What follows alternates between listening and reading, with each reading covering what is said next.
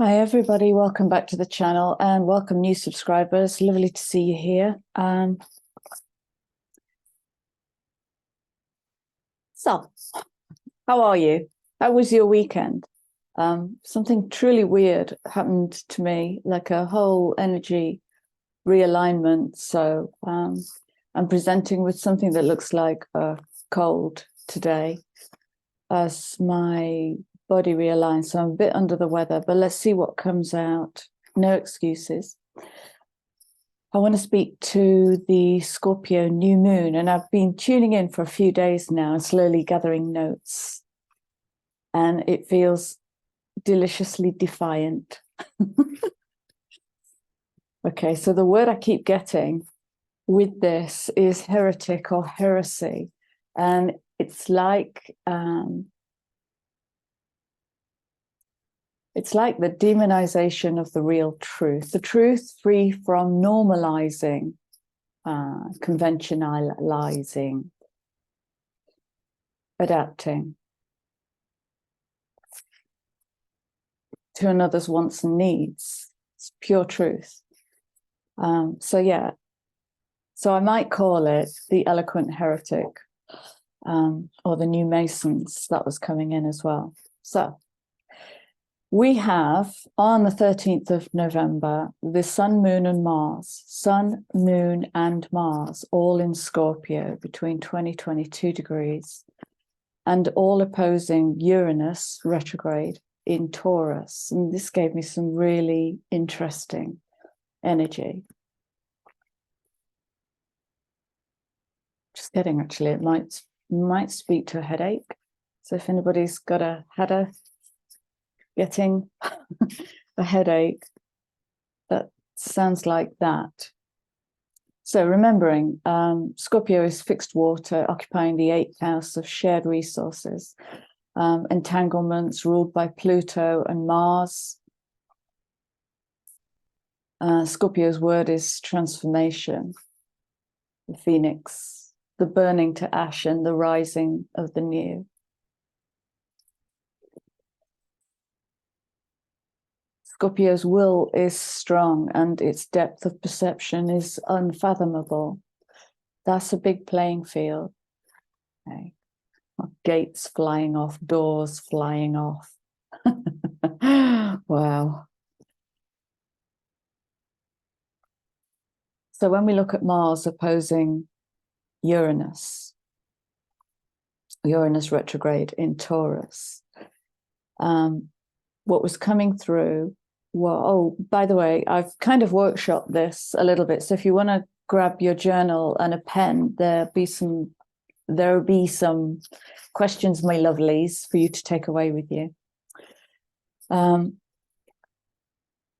Mars opposing Uranus is offering up a choice between a fear of difference and resistance to change, or even marginalization, or truly breaking away from herd mentality to birth something more eccentric, heretical, or deviant in the world. Can only happen in Scorpio season. I'm running with it. I love this energy. It's on the edge. It feels like it's on the edge. It feels daring and bold and scary and nervous making. Question: what does real freedom look like for you? Question: what are you willing to sacrifice in order to create that freedom? The key to this Mars-Uranus opposition is practical application, or think less, do more. Now, I can speak to this personally.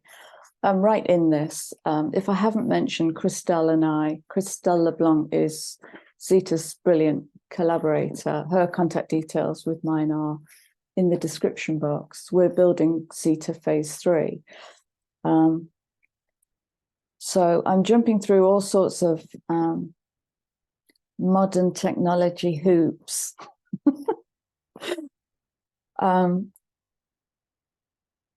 And so the shape of the business is going to change. The shape of the offering is going to change. And it's all a bit nervous making and exciting all at the same time. What am I sacrificing? Sane, steady, predictable, safe, comfort. All of those. Okay, in baby steps. So that's this kind of daring. It feels like a hot, cold energy, both at the same time. Okay. I want to bring Neptune in because we have a Mars trine Neptune. In fact, there's lots of Neptune aspects. I'll go through them in a moment. So Mars trine Neptune feels dreamy and idealistic, but as dreamy as it might be, this new moon is supporting anyone wanting to make real and lasting change. I would never consider Neptune to be dynamic and active. And so what will that offer us? To stay, it will offer an opportunity to stay in the dream world, and let there be no shame with this, because it depends where we are on our journey of creation. And it might be that some of us need to sit in that dream world, just dreaming something into being. Of course, with everything, there's a challenge. And the challenge is, have you dreamt long enough? Can you start putting it into form? Because Mars is here. Okay. So Neptune is trining the sun, trining the moon, trining Mars, sextile Uranus, sextile Pluto. So Neptune is all over. So that will aid the dreaming and provide some fog, and push us deeper into not knowing / not needing to know, or yeah, getting ready to let go of the knowing.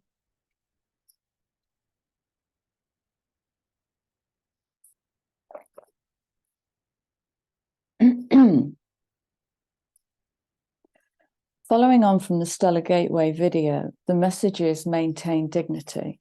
Now, I made that note about a week ago, and I'm going to contradict myself. Here now, how about, can I challenge or loosen my grip on dignity? If only for the alchemical experiment, to see what happens when you poke it. What happens when we poke dignity? Like astrology, planets move into ill-dignified or dignified positions where they are weak or strong. But what does that really mean? And how does it support the chemistry of change, which in reality might look more like rejection or condemnation? As this Phoenix energy rebirths and Neptune reveals, then what's pushing through will be a truer expression, a sharper edge of you, a more brilliant light of you. And it doesn't always meet with love and kindness and warmth and generosity. Okay. Question. What does dignity look like or mean for you? Where do you allow yourself to look a fool?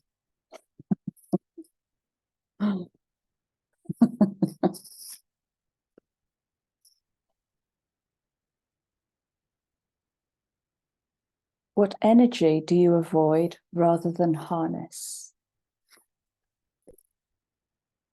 And who do you become in the presence of reactionary or chaotic energy?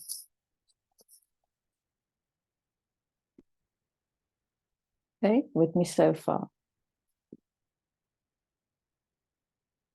So do you remember a couple of videos ago, I said I want to make a video about the Scorpio new moon because there's an interesting Mars placement. I'm interested because Mars is occupying 22 degrees, 11 minutes. So we've got master numbers coming in here. We've got the 22.4, the 11.2, adding up to a 33.6. So that screams pivot point. So when I tuned into the numbers, 22.4 is the sensitive builder. It's the builder that's explored the extremes, the builder that has explored polarity and has harnessed the softness and sensitivity of that 2 energy. Very feminine. 2 wants unity. And so the 22 builds into the 4 through sensitivity, through unity, through collectivity, rather than just hardcore Martian energy. It's a sensitive builder. In its pure expression, the 22 is pragmatic, disciplined, unselfish, and cooperative. And like the 11, it seeks relationship. So we're talking about harmony here. The 4 wants to build a secure foundation for the future. So this is the beginning of the legacy, the beginning of the Pluto in Aquarius legacy.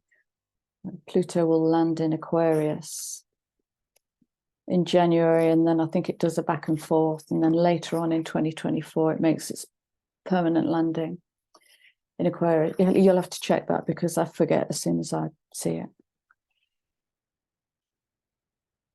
So we've got Mars in this position, active fire.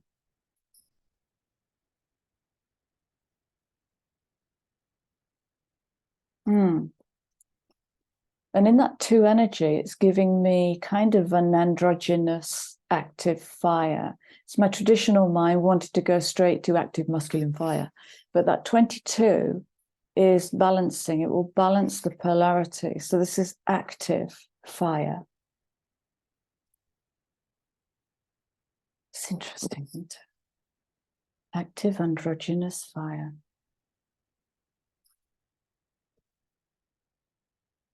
Eleven is the number of intuition. It's the number of the gateway, the channel, the intuitive. Speaks to perception.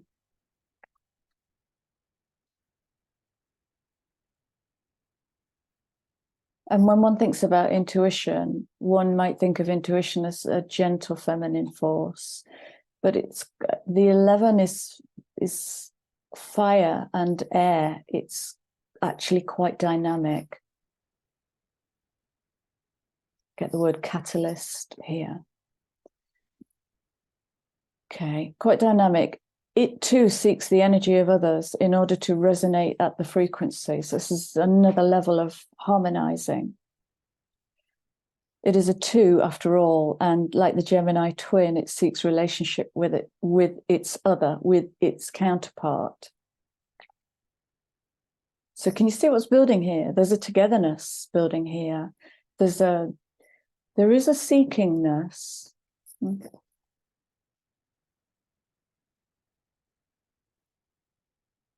And that could speak both ways. That could speak to seeking something outside of yourself and check that, and seeking something within yourself, which might be a deeper connection to yourself, your heart, your soul, your inner creative fire. And for that, you may need a collaborator.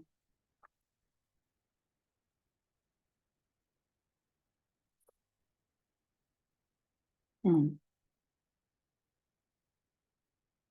33 is creative innovation according to an ideal.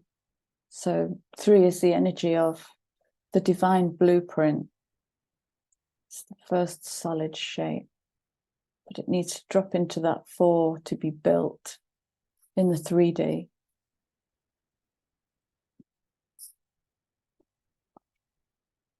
The 33 can be lovingly seen as the reluctant Messiah. They're the first words I got with this 33. Because the energy is eloquent and creative and can hold an audience, but might resist being thrust into the spotlight to do what they're best at. And this speaks to the thing that's choosing you. Because as organic timelines come online, some people are going to get caught off guard with actually the thing that you're naturally good at might be the thing that you've avoided a lot of your life, or the thing that has never been safe to share, hasn't been met healthily. Might be the thing that is very often our most precious gems that we shut down and hide at the back of a cave. So there's a lovely kind of whirling energy gathering here. It's like, this is how creative innovation is presenting to me. It's just like this beautiful vortex of energy.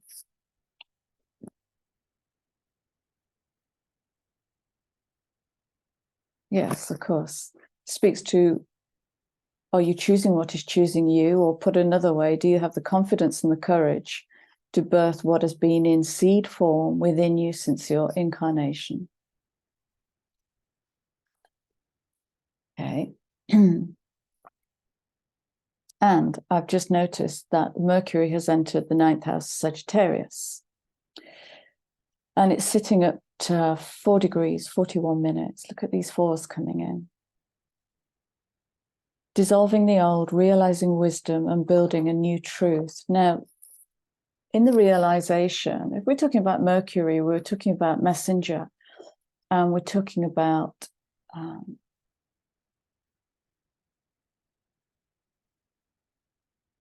it's like it might present as if you're hearing the same thing in a completely different way. So it's coming in with kind of a revelatory energy, the reveal, the big reveal of Mercury.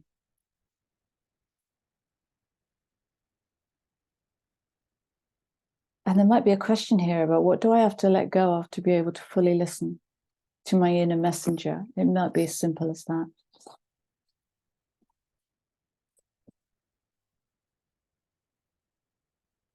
What is my new truth for November? Might be another question. Because we're in the house of contracts.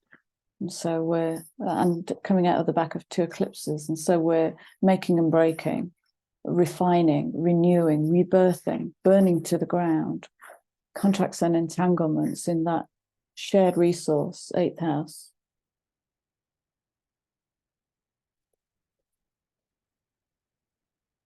And so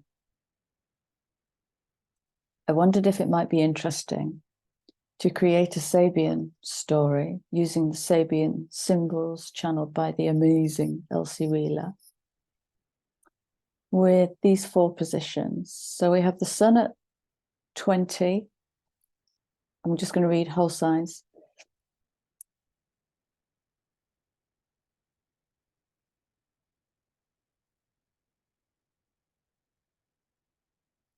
Right, okay, change that.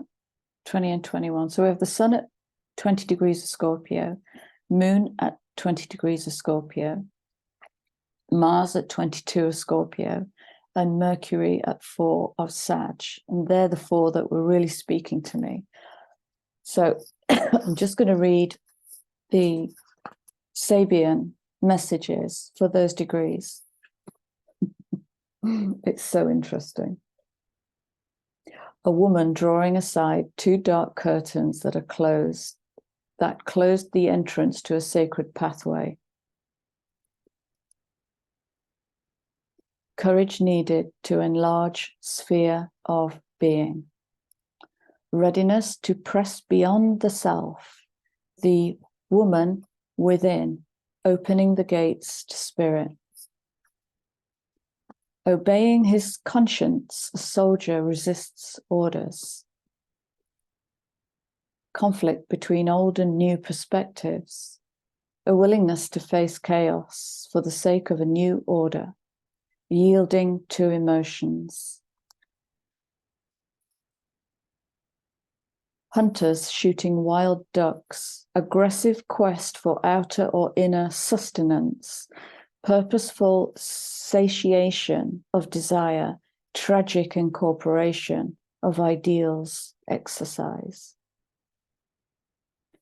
A little child learning to walk, life's kindliness in creating safe opportunities for growth, full appreciation of opportunity, crisis in self-development, an owl up a tree, poised observation upon the drama of life, mellow judgment, ingrained confidence in the situation and worth of the self.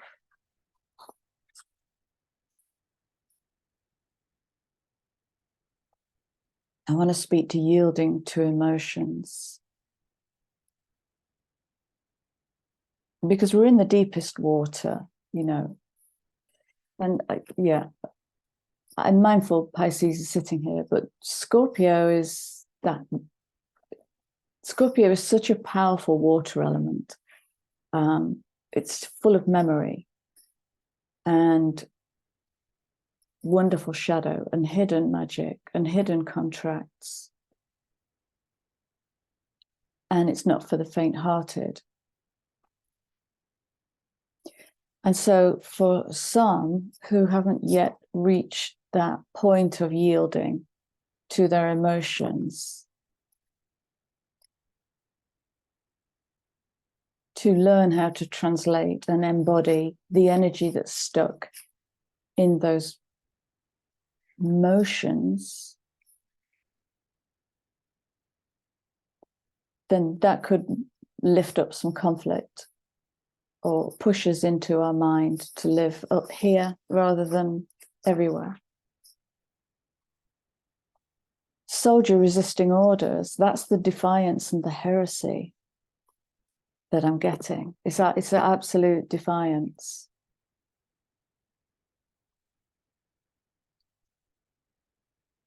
Willingness to face chaos for the sake of a new order. I'm a bit itchy around the words new order. Why does there have to be order at all? But a new way, let's say, a new way. Willingness to face chaos, and it's the chaos of change. Change is very rarely comfortable.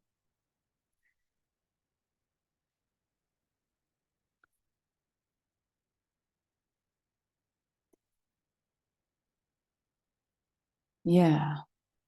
And that Mercury in Sag is about mellow judgment, mellowing judgment. It's about observing the drama. And in that 8th house, is it your circus? Is it not your circus? Do you want to be a part of it? Do you not want to be a part of it? There's no obligation here. But what happens if you make that choice and disappoint something or somebody? Okay.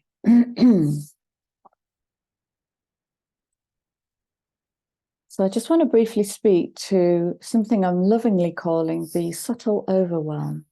So I'm seeing this coming through the collective. So karmically, there is a lot going on, threads upon threads, detaching and reattaching like DNA, splitting and recombining. Remember, we're in the 8th house of entanglement, and it's all happening during a season change and on the back of eclipse season. This may feel like overwhelm, which makes no sense because you might not be traditionally busy. You might be sitting still, but unable to hold any thoughts or somebody else's thoughts because you're handling so much internal change. And it might sound like this. Look, I'm navigating 5 major planets, 18 constellations, 36 star systems, 476 timelines, and several super black holes. So will you please get off my cloud? Okay, and I know I've made light on it or of it, but it does speak to putting yourself first, prioritizing yourself, prioritizing your downtime, your rest and recovery time. There's so much happening in the physical. Okay, so this is where we learn to love. Love this, the rest will fall into place. So this new moon speaks to a strengthening in personal navigation systems, how we utilize internal resource with focus and determination as we confidently guide ourselves through massive change, understanding our true place in the world. Karma to Dharma, moving out of the story you were born into and birthing more deeply into the story you came here to live. Splintering formulaic, conventional paradigms with your own magical beams of light. Okay, and that's it for the notes. So I'm just going to pull a few cards. I am going to keep it fairly quick. because I feel awful. Okay. So we're going to work with the Citadel Oracle, which may become my new archetype deck. So give me the main energies, please, that want to come through and speak to the collective. Main energies.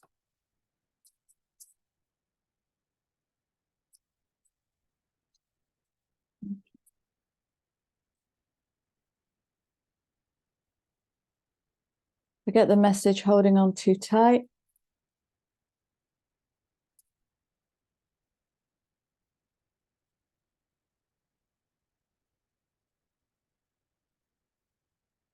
What does rapaciously mean?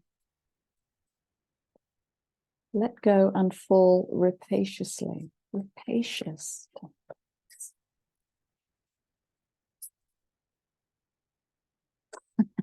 Oh, God.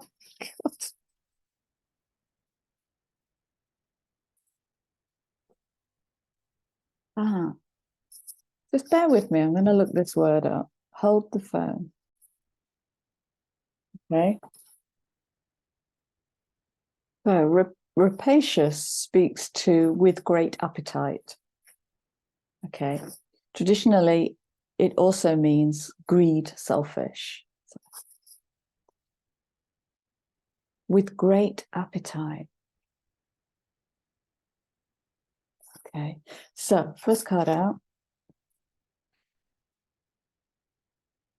is, oh, my bones hurt. I feel like I've just done 3 rounds with Mike Tyson. Solve et coagula. Here we go again. The recombining, the dissolving and reforming and dissolving and reforming. The ineffable. It's like the light behind the light.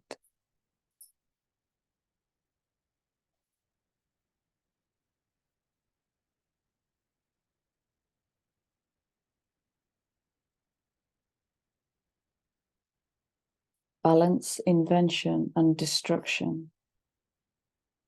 Well, how very scorpionic.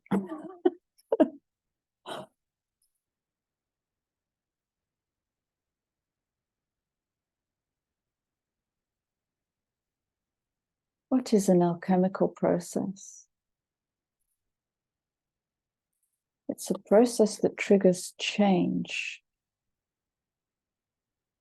And so if we're looking for the keys, we're looking for the key, then we're looking for change. I think what this is saying is, if you're doing the same thing, don't call it something different. So the alchemy is speaking to, how does it feel? It doesn't feel very good. Okay. So you kind of go into that field. Probably, well, I'm not going to speak to that. What doesn't feel good? And Scorpio 8th house might take you straight to straight to the wounded child. Okay, so if we're talking about grown wounded children creating in the world, do we have programs buffering in the background that are driving our pure magic, our ability to split our atom and put it back together again?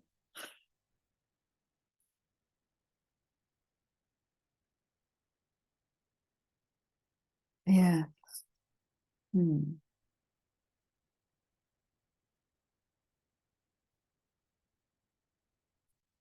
It's linking me into a thought, a really playful thought that I had the other morning about groups forming. And the groups will contain all kinds of dynamic and personalities, a bit of ego, a bit of want and desire, a bit of kindliness and loveliness, all sorts of things.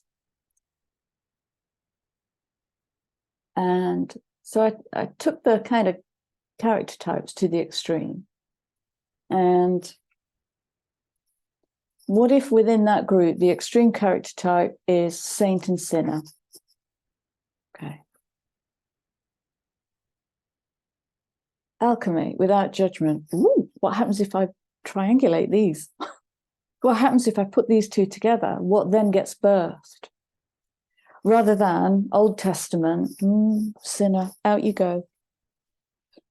So it just feels like a completely heretical way of thinking. It's almost like, it is like, isn't it, bringing the opposites together, where we might normally go into avoidance and resistance. Bring them together. I dare you.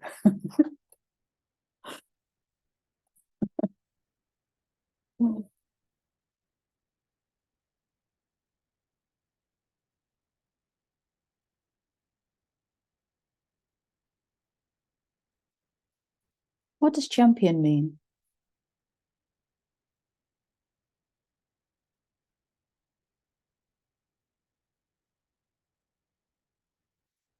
Again, we have two opposites here. Let's call it success and failure, achievement and downfall. So if you step right back and take a really wide lens on the world, in big business, the one thing that rarely happens is destruction. And in order to create new seeds, we destroy.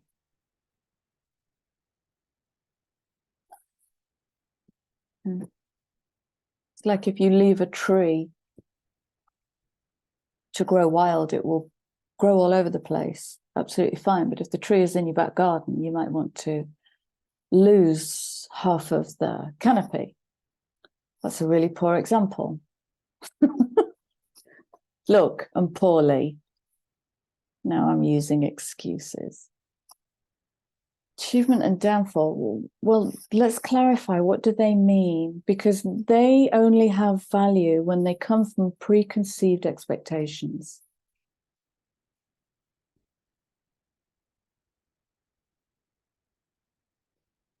Interesting. Is it speaking to the fear of achievement by the threat of downfall?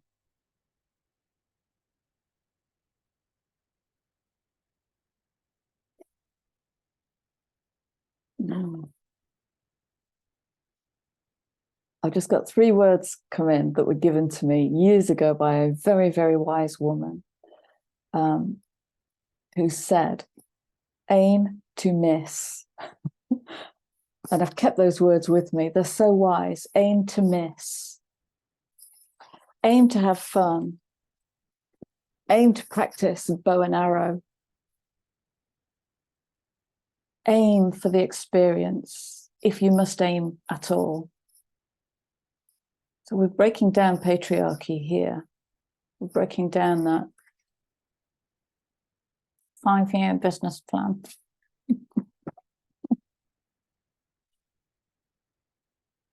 What does the field want?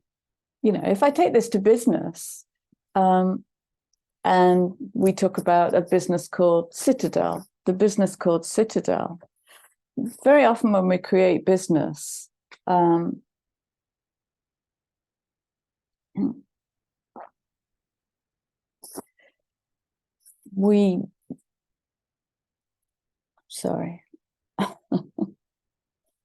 very often when we create business, we don't consider that we've created a living organism here. This is a living organism.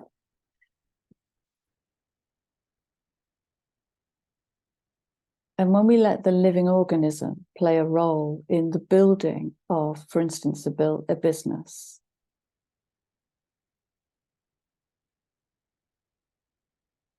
the process becomes infinitely simpler. And then what happens is the focus that might be pushing into what does that want comes back to the organic process. What do you want? What do you want, Citadel? What do you want to build in the world? And how can I facilitate that? Wow, that just negated the whole field there of achievement and downfall.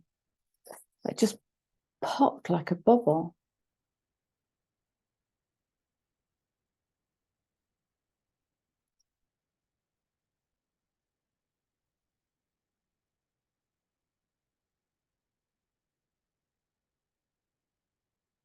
crossroads, exploration. This is such an innovative time, pioneering time, invention, exploration, alchemy.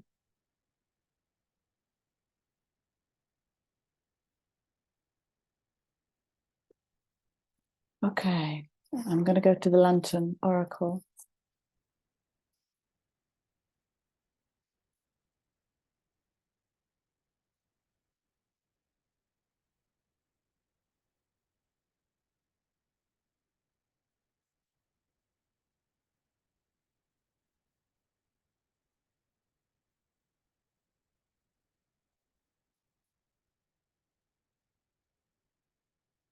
Okay, what messages? Not sure about those. What messages, please, for the collective?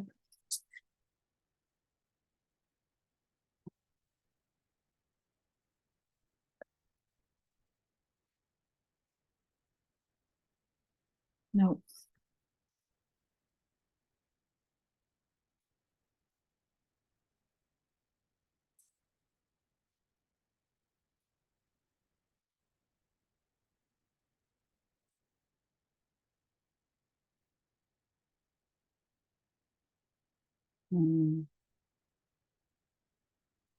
Here's the two energy look.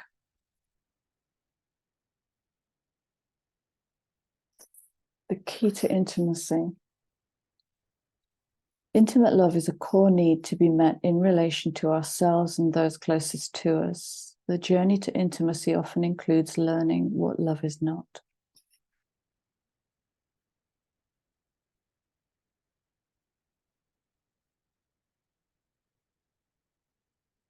Oh, wow. So immediately I get heresy with that because, and I speak about this and I know that I offend and upset with my understanding of what love is, and my observations about how humanity strives toward unconditional love. We have an ego, we're human, we are messy, messy beings. When we stop judging, I think at some point you've got to ask yourself, did you come here to walk on water?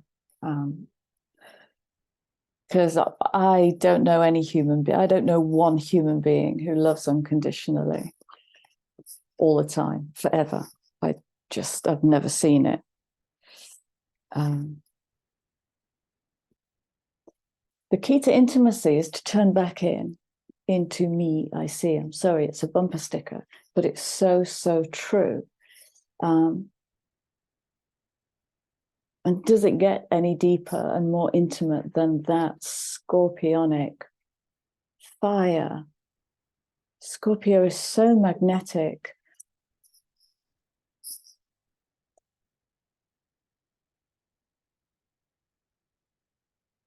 And I guess it's the difference between continuing to seek out there what is hungry in here, with great appetite, fall, let go and fall with great appetite.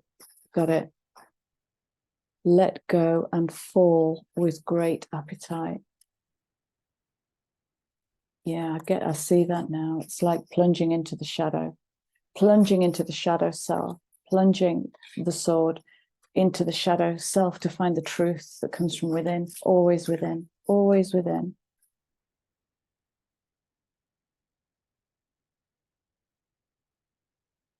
Yeah.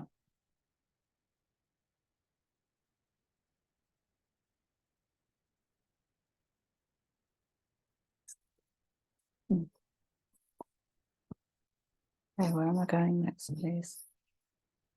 Let's go Shaman Oracle, and then we'll wrap it up.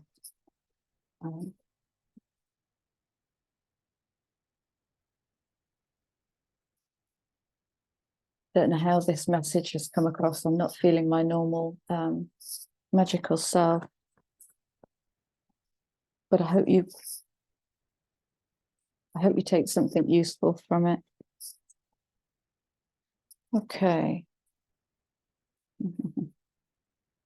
Goodness me.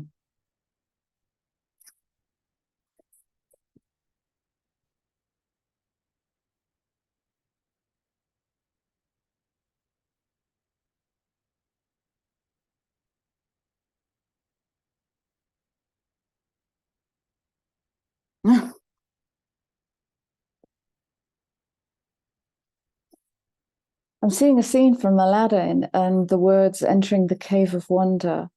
And it's the action is less transient. It's like, you know, when I talk about moving into your shadow to create that alchemical transmutative process, this is like building a kitchen or a workshop in your cellar. It's like kitting it out as a room of creation. And some of you may already do that. What did I just say? I need sleep. Okay, so we have the poise. Okay, the poise. Eyes open, senses wide awake, ready, ready and ready.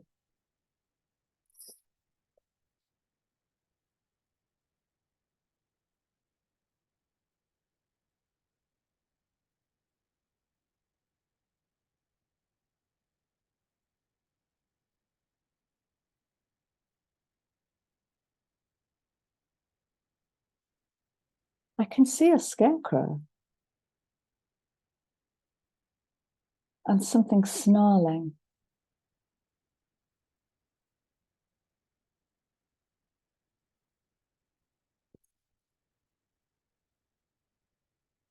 And now I see like a magical wise woman with her, I can't see it now, with her head down, she's bowed. Yeah, this is speaking to the perception of the shadow self, the perception of the hidden darkness. And we can perceive it as a snarling monster.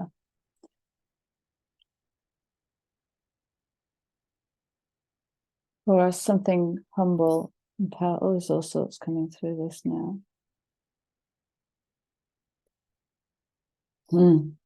There's also a sleeping dragon that I can see. Loud and clear. Loud and clear.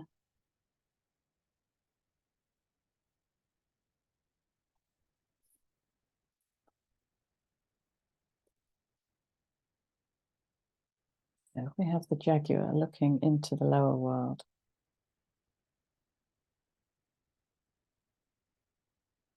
Oh.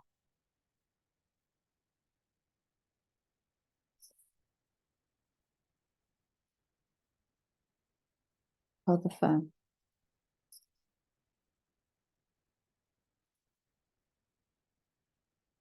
This is now coming through as witness.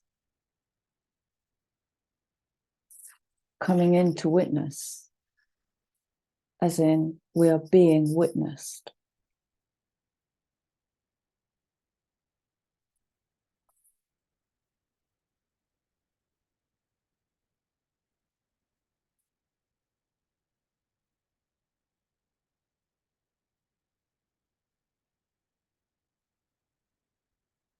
Okay, help me out here. Wind.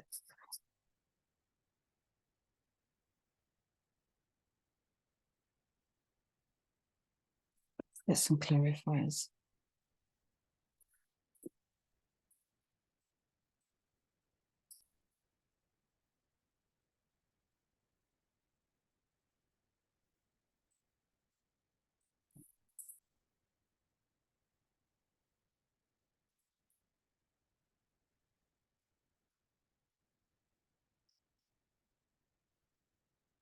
What is witnessing?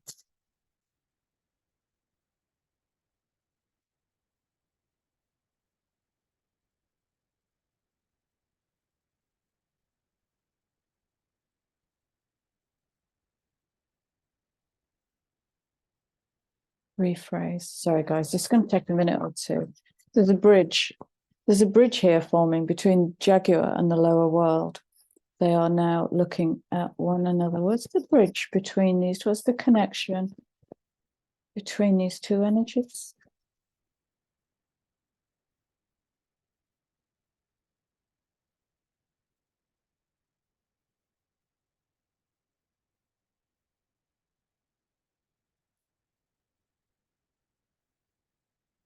Okay. What happens if I put that? Here we go. Underlying story. Okay, underlying card. So what happens if I put that there?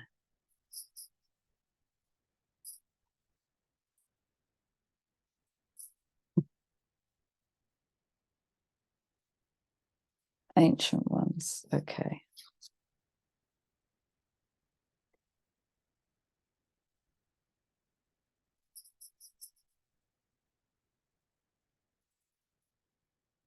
Well, there's the witness.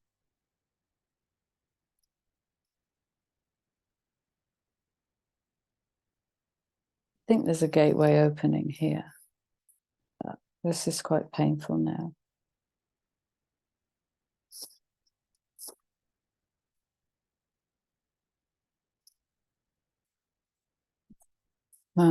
It's just, wow. Good Lord. I just get, all I can see is an avalanche of blessings, gifts, just things clicking into place, shit going right, you know? It's just like this wonderful alignment. There's so little in the way.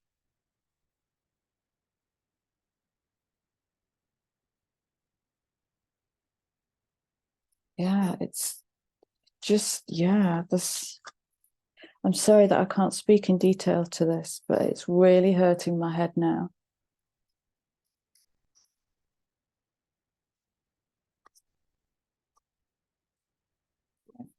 Really hurting my.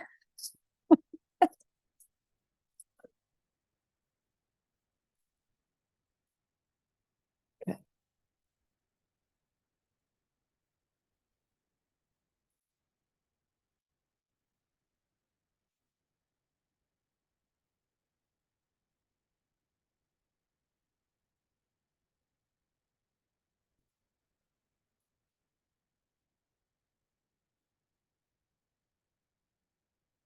I'm going to shift my energy field here and I'm going to just let go. Because what I'm getting, there's a message about just let go. We've got this. It's that kind of supporting. It's almost like stop interfering, child.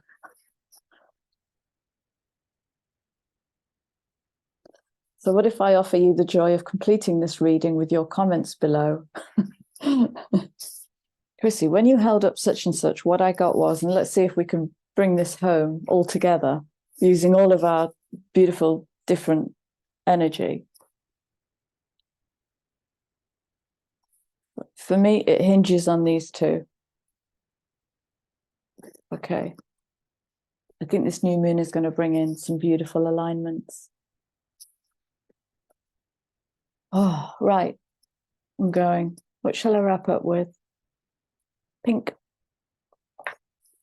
Let's wrap up with the pink card. Don't know what the card. Final message, please, for the peeps. And welcome, chaps. We have chaps here. It's so lovely to have men watching the channel. You're very, very welcome. Okay. What's wrong with my Bex today? We don't want to speak either.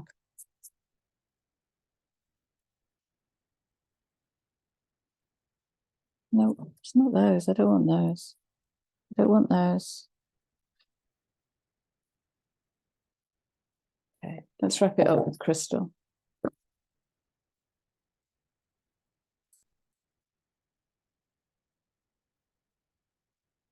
These are the crystal oracle cards. Activation warning. Let's put a couple of you in process. Last time I used this deck, very beautiful cards. Okay, so the final message. My energy is going so fast.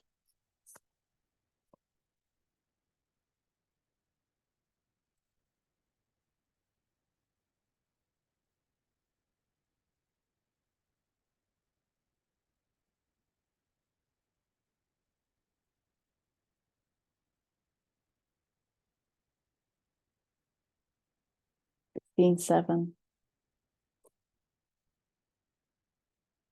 The Tower card. Uranus.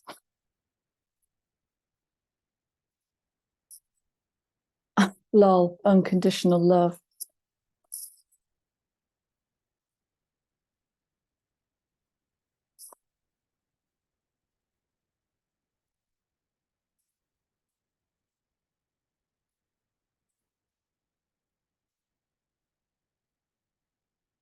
That's it. I appear to be disappearing out of my own crown chakra. So I need to go and get grounded. There is some beautiful energy coming in, guys, for this new moon in Scorpio. Well, now, that's very interesting. What else? I'm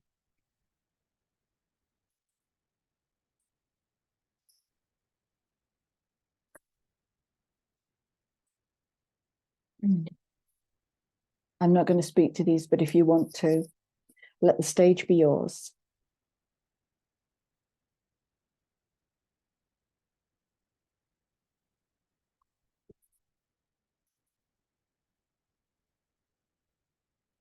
Feeding the light, laying foundations, divine plan. Miracle healing.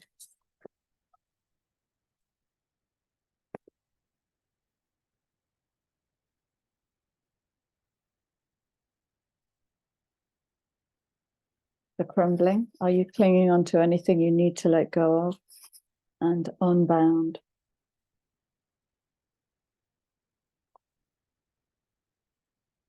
Releasing soul patterns, contracts, and past lives. There is an awful lot going on, guys.